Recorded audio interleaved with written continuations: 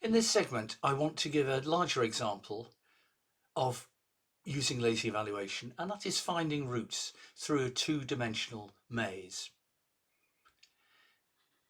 I'm going to talk a bit as well about doing type-driven development. So thinking first of all about how we define the types that represent the maze, and then how we build on top of that.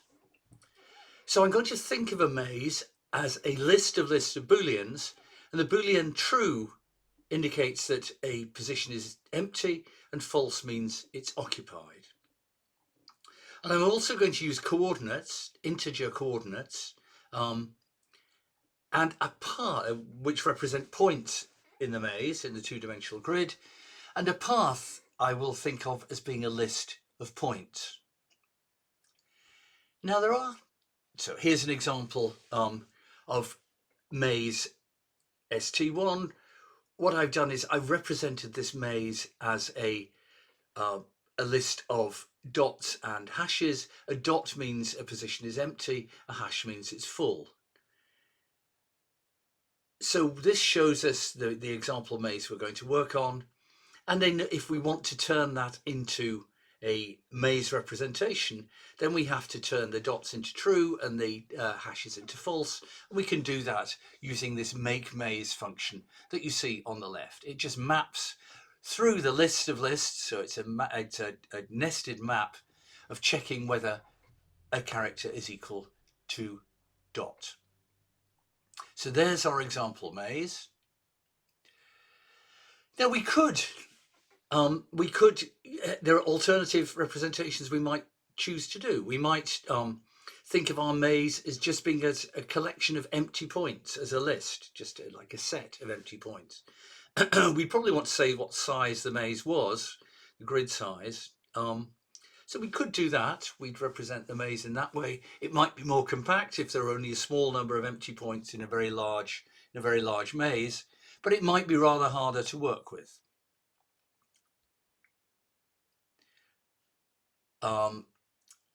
Now we could also do a rather more sophisticated list of lines, and each line being a list of places, and a place being represented directly by the list of points adjacent to it. But that just seems a bit too complicated. A good piece of advice here is if you're not sure what you're trying to do, you're trying to be too clever, don't do it. Go for the simplest representation first. If that is inefficient or doesn't work, then improve it. But don't overcomplicate things right at the beginning. Don't over-engineer. So we've agreed our maze is a list of Booleans. A point is a pair of integers, and a path is a list of those points. Okay. Now, where does lazy evaluation come in? Now, suppose we're searching for a solution to a problem. We might need to explore multiple options. For example, we might get to a point in looking for a path through a maze that we're at a dead end. We can't go any further. So we might need to think about using a backtracking algorithm. So we might have to think about the points we've committed to, and then when we find we're at a dead end, we might have to go back to the last choice point and make another choice, and so on. Quite a complicated approach. With lazy evaluation, we don't have to do that. We simply define the list of all the solutions and choose the head. And when we do that, we only compute enough of those sub-solutions to get to the first main solution. So we don't have to solve the problem completely. We don't have to find all the paths from one point to another in order to find one point. And similarly for other recursive options we encounter in making that solution. So lazy evaluation says describe the whole set of solutions and the whole list of solutions, and then choose the head. Now, of course, there may not be a solution in every case, so we only get a solution if that list has any solutions in it at all. But we will find that out. So we'll see. If a list is empty, we know there's no solution. If it's not empty, we can choose the first element in the list. So this approach is called failure as a list of successes. It's something that was folklore for some time in the functional programming world, and then became called the failure of a list of successes by Philip Wadler, who made a whole lot of contributions to lazy functional programming, both pedagogically and in terms of research. Now, let's think about what we might want to develop, what sort of functions we might need to develop in order to develop our solution. We might, I think the thing we're aiming at is this function paths, which takes a maze and 2 points and gives us a list of paths from the first point to the second. We might need a predicate is path, which takes a maze and a path and tells us indeed if that path is a path in that maze. I'm not sure we'll need that. We'll certainly need to know whether or not a point is empty in a particular maze. And we'll probably need to know the adjacent points, because if we're building a path, the first step in a path will be to go from one point to one of its adjacent points. In fact, every step will be a move from a point to an adjacent point. So that's something that we need to think about. Okay.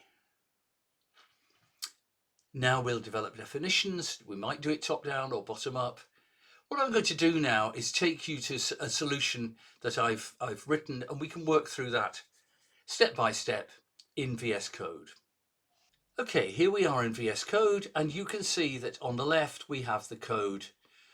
I'm representing a maze as a list of booleans, a point as a pair of integers, and a path as a list of points. Those were the things that we said already, and I've put those definitions into this file.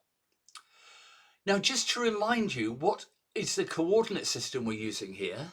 We're thinking of coordinates as being x and y, with the x-axis going to the right and the y-axis going downward. So the origin 0, 0 is at the top left-hand corner. And so in a maze, the value at x, y is given by m pling pling y pling pling x, because remember, y chooses one of the lines. This is the way we're representing it. And then we index into that line to find the x position. So we index on y first and then x. Now here we've seen that make maze is a list of strings, makes it into a maze as I showed, and here's our example maze that we call maze 1. That's the one we're going to use. And in fact, I've written a function that turns a maze back into a something that we can show, and if I type show maze, we get a representation of that clearly. So the first thing that we need to think about here is a list of adjacent empty points. So let's move this up to the top and let's think about what an adjacent point is.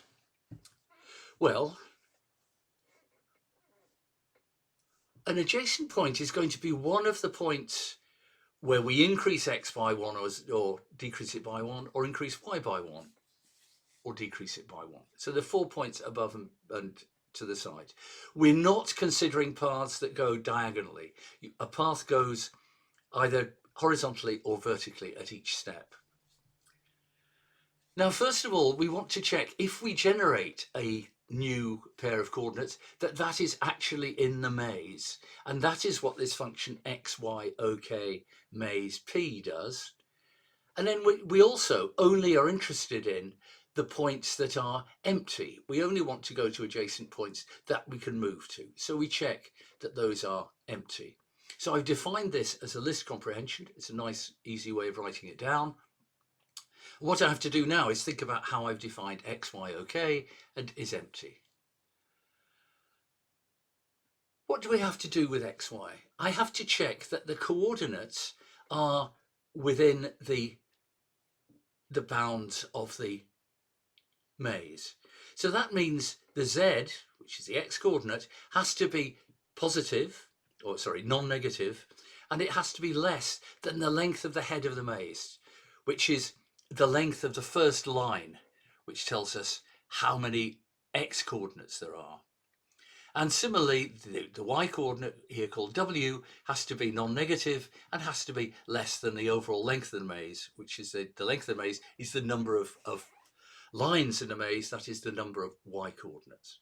So x, y, OK does that check. Is empty is simply, as I said before, that we check the Boolean value that sits at the particular position x, y. And we do that by indexing first on y to take us into the list, how far down the list we go, and then the x value in that list takes us along. Okay, so in fact now we can move to defining the paths function. That is the function that takes us from a maze and 2 points to a list of paths between those points. And in fact, I'm going to jump ahead a bit. I'm not going to do this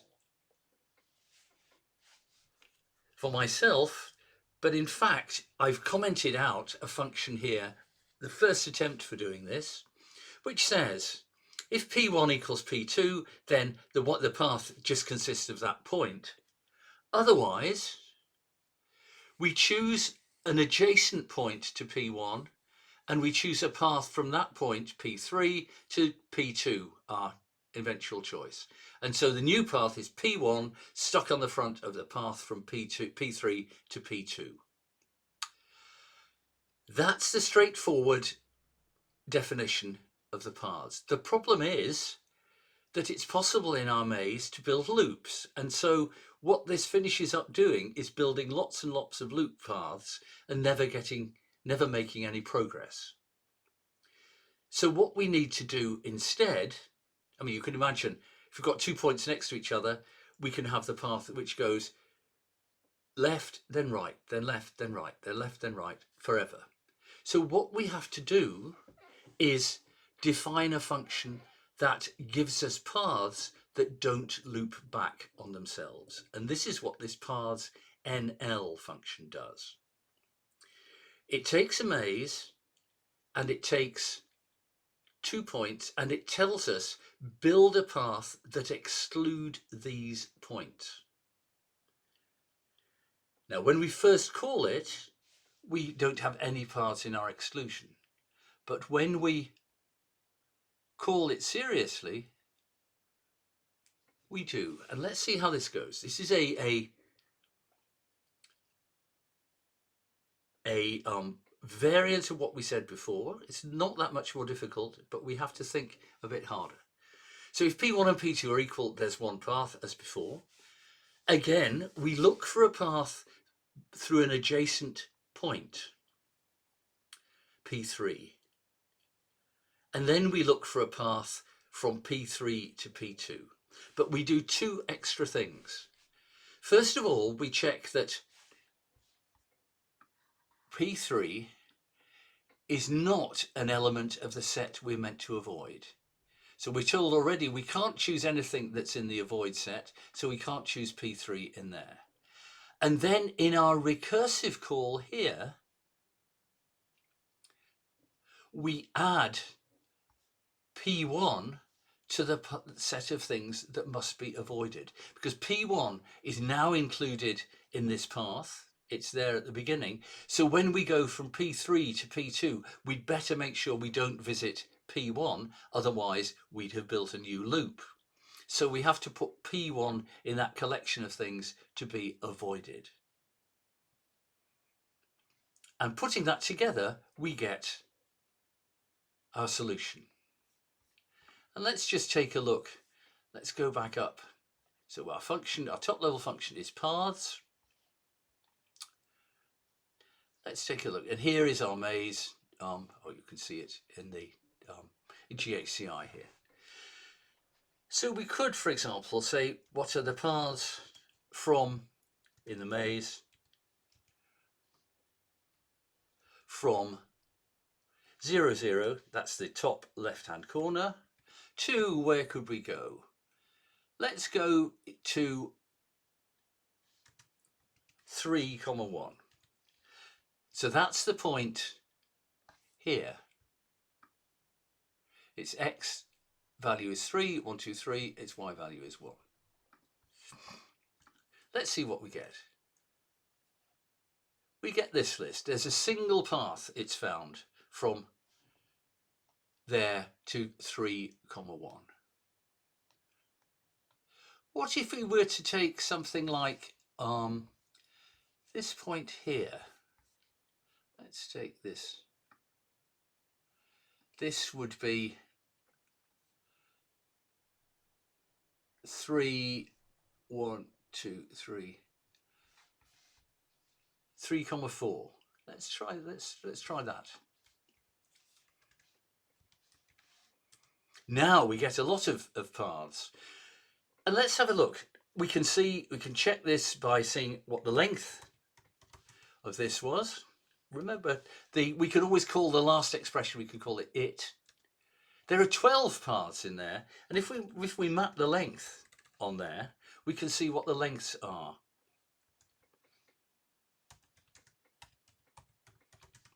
So let's see what the lengths of those paths are. So the paths from 0, 0 to the point 3, 4, which is here, point where my cursor is, there are 12 paths, and look at them, they're quite long. They're taking us, we can't go directly, because remember we can't go on a diagonal. We have to move either vertically or horizontally. And it's also interesting to see that we don't get the shortest path necessarily first. It's fourth in the list, and that's we could perhaps try some heuristics that would help us. In fact, all we can do here, we choose the neighbors in the order in which they appear in that list comprehension. Maybe we could choose, maybe another choice would give us a faster algorithm. I'm not sure, but we can see there we've got that solution in about 0.02 seconds. It's interesting also if we say here, how long does it take to compute the first one? So map length on those gives us an indication of how long it takes to compute the whole answer. But what if we say instead length of head of that list? Remove map. So you can see that we only computed the head, and it gave us the answer 28, which is what we would expect. And in fact, it did it in about a sixth of the amount of space. So that's clearly it's been much more efficient just to calculate the head than it has been to calculate the whole list and then take its head. So you can see lazy evaluation in action here.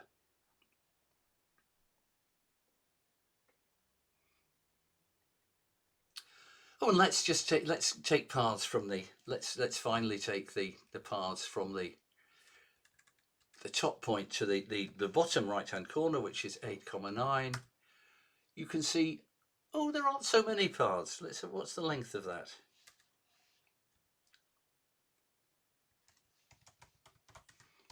The length of that is 8. And what are the lengths of those paths? Again, they're the shortest. In fact, the shortest is the first here, but that isn't always the case, as we saw earlier on. And we could also take the length of the head.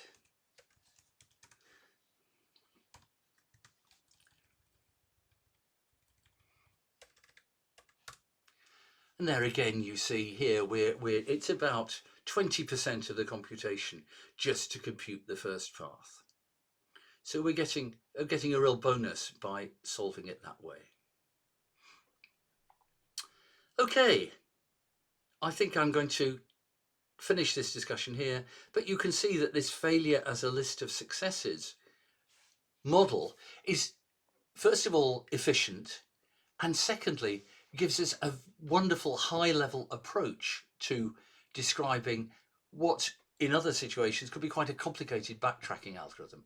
We simply put all the paths together, and that hides the fact that as we're building all those paths, there will be opportunities which don't succeed. For example, when there are no more alternatives, there simply won't be a path between 2 points, but that we avoid that simply by looking at other alternatives, because we look at all the paths potentially at every step.